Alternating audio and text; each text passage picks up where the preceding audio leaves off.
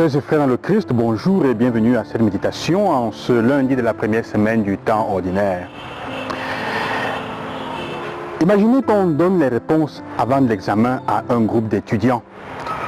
Il est arrivé qu'un de mes professeurs fasse cela et que ça arrive aussi que malgré cela, que les étudiants parmi eux, il y en a qui est la sous-moyenne, parfois certains qui échouent et qui ratent l'examen ou qui n'est pas la moyenne complète. On va se dire, c'est bête, c'est con. Mais en fait, c'est une chose, c'est comme ça que nous sommes aussi un peu. Parce que l'évangile d'aujourd'hui, l'évangile que nous écoutons, d'ailleurs aussi la première lecture, nous parle un peu de Matthieu au chapitre 25, nous parle de la question de la mort. Pourquoi est-ce que Jésus nous parle de la mort? En fait, Dieu nous a donné toutes les réponses pour que nous puissions composer notre examen déjà en les connaissant. Il ne nous parle pas de la mort pour nous effrayer. Il ne nous dit pas ce qu'est la mort pour nous effrayer, mais pour que nous puissions ajuster notre vie déjà maintenant pour pouvoir vivre, pour pouvoir gagner la vie, pour pouvoir rendre notre vie quelque chose de qualitativement bien. Parce que n'importe comment, quel que soit ce qui se passe, nous mourrons tous. Mais la question est celle-ci, comment mourras-tu? La question n'est pas si on mourra ou pas, on va mourir, mais c'est comment. Le temps de carême, c'est aussi un temps pour apprendre à revoir les morts. Comment est-ce que nous sommes en train de mourir? Ou mieux, comment est-ce que nous sommes en train de vivre? Je disais il y a quelques jours, c'est le temps pour faire le choix. Choisis si vivre ou mourir. Et donc vivre éternellement, choisis la bénédiction ou la malédiction. Tu vivras et tu mourras de malédiction ou de bénédiction. Alors, il dit donc, nous avons l'évangile aujourd'hui qui nous parle de la division entre les brebis et les boucs. En fait, c'est un acte de charité, comme on dit souvent, parce que c'est protéger les plus faibles, les brebis, et donner à chacun la position, à chacun de choisir la position qui lui revient. Là, reconnaître dans ce qu'elle est, dans sa nature. Bouc têtu et brebis plus docile. Alors, le secret donc que Dieu donne et Jésus pose aussi, ici, c'est quoi? Nous retrouvons dans le livre du Lévitique aussi, c'est prends soin de l'autre. Donne à l'autre le droit d'exister dans ta vie. Reconnais la place de l'autre dans ta vie. Il y a un philosophe, Jean-Paul Sartre, qui disait, existentialiste comme on dit, un athée, il disait l'enfer c'est les autres. Et parfois aujourd'hui encore on répète cela, l'enfer c'est les autres. L'enfer c'est toujours mon frère, l'enfer c'est toujours l'autre. L'enfer c'est toujours celui qui est à côté, c'est toujours la faute d'un autre. C'est à cause de que je me suis comporté. C'est sa faute si j'ai agi comme ça. L'enfer c'est toujours les autres. Mais Jean-Paul Sartre, le même Jean-Paul Sartre, quand il a connu Simone de Beauvoir, une autre femme, une autre philosophe, de qui il était tombé amoureux, alors il a changé de paradigme et il a dit, l'autre c'est ma raison de vivre. L'autre c'est ma raison de vivre.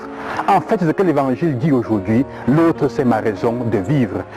Jésus dit en fait, la raison pour laquelle parfois on se referme sur nous-mêmes. L'enfer en fait, c'est refuser le droit à l'autre d'exister. L'enfer, c'est se refermer sur soi-même, parce qu'en se refermant sur soi-même, on refuse à l'autre le droit d'exister dans notre vie.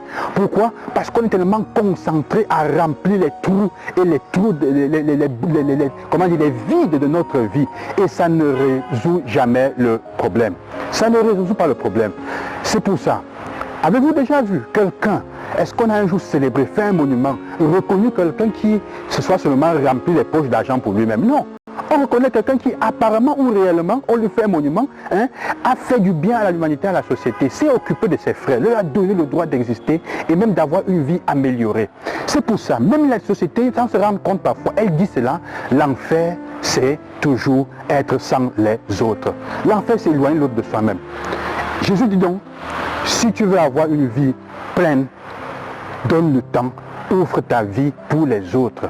Donne à l'autre le temps d'exister, le droit d'exister. Reconnais la place de l'autre dans ta vie et tu te rendras compte que ça ira bien. Je termine ceci en regardant un peu la première lecture. Je riais et j'étais un peu étonné en regardant le livre de Lévitique qui est très concret. Je disais, si le Seigneur devait tenir compte de ce qu'il a dit ici, où serions-nous? Parce qu'il dit ceci. Mes frères, soyez saints. Et être saint, ça veut dire quoi? Ça veut dire vivre selon l'amour, ce que Dieu a mis en nous comme nature profonde. Et il dit, prends acte de ça et agis. Vous ne volerez pas, vous ne mentirez pas. Vous ne tromperez aucun de vos compatriotes. Vous ne ferez pas de faux serments par mon nom. Je m'étais à rire, c'est commun. C'est devenu chose commune dans notre quotidien. N'exploite pas ton prochain. Ah ou, mais ça, tu ne retiendras pas quelqu'un jusqu'au matin la paye du salarié. Combien ne payent pas leurs employés? Tu ne maudiras pas un sourd. Tu ne mettras pas d'obstacle devant un aveugle. C'est-à-dire que tu sais que quelqu'un est déjà dans les difficultés, tu viens encore en ajouter d'autres. On dirait tirer les pieds à un pendu. C'est du mépris, c'est la pire des choses. Tu es honteux et tu es un lâche, finalement. Si gens au tribunal, ne commettez pas d'injustice, tu n'avantageras pas le faible et ne favoriseras pas le puissant. Donne à chacun selon ce qui lui revient. Tu n'avantages pas le faible et tu ne favoriseras pas le puissant. Ça veut dire que même quand on est en position de faiblesse, on demande l'avantage, c'est un problème. C'est un problème. Il dit le Seigneur, il est le problème. Et il dit pas de ne pas juger. Il dit juge avec justice cette fois. Juge avec justice. Tu ne répandras pas de calomnies contre quelqu'un de ton peuple. Tu ne réclameras pas la mort de ton prochain. Tu ne haïras pas ton frère dans ton cœur. Frère, chacun haït. Je regardais et je disais, mais Seigneur, où allons-nous? Je me trouve chaque jour dedans. C'est du chose dans laquelle on se trouve chaque jour. Nous avons du chemin à faire, Seigneur. Le livre du Lévitique, nous avons du chemin à faire. En fait, il est en train de dire, lui aussi dans ce livre, redonne à l'autre le droit d'exister. Donne à chacun sa place dans son cœur. Si tu ne le fais pas, ce sera l'enfer dans ta vie. L'enfer sera dans ta vie tant que tu éloignes les autres. Oui, parfois ils vont te faire du mal, mais sans l'autre, sans donner ton temps pour vivre, c'est en faisant du bien à l'autre que tu exprimes le meilleur de toi-même. Sinon, l'enfer commence déjà là. Loué à Jésus, que le Seigneur vous accompagne et qu'il vous bénisse. À demain et bonne continuation.